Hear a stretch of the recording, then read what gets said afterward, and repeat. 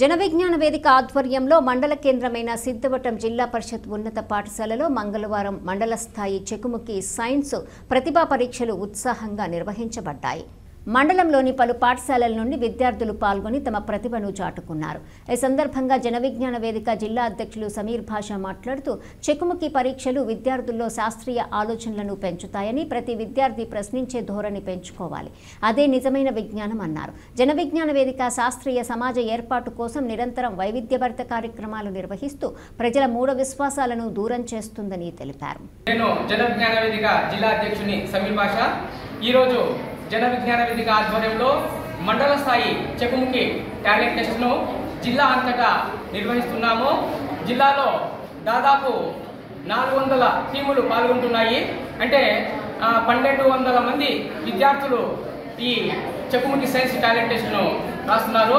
మన సిద్ధవటం మండలంలో 6 ప్రైవేట్ పాఠశాలలు, 8 ప్రభుత్వ పాఠశాలలు ఇక్కడ ఎగ్జామ్స్ రాయడానికి వచ్చారు.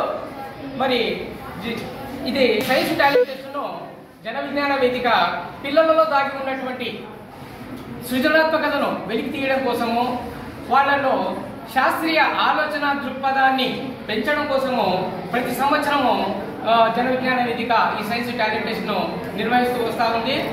మరి ఇప్పుడు ఇక్కడ ఈ టాలెంట్ టెస్ట్లో సెలెక్ట్ అయినటువంటి విద్యార్థులు నవంబర్ 23వ తేదీన జరిగే జిల్లా స్థాయి పోటీలకు ఎంపికవుతారు. మరి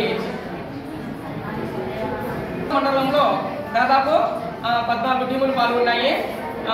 14 టీములు అంటే 42 మంది విద్యార్థులు ఇక్కడ ఎగ్జామ్స్ రాస్తున్నారు.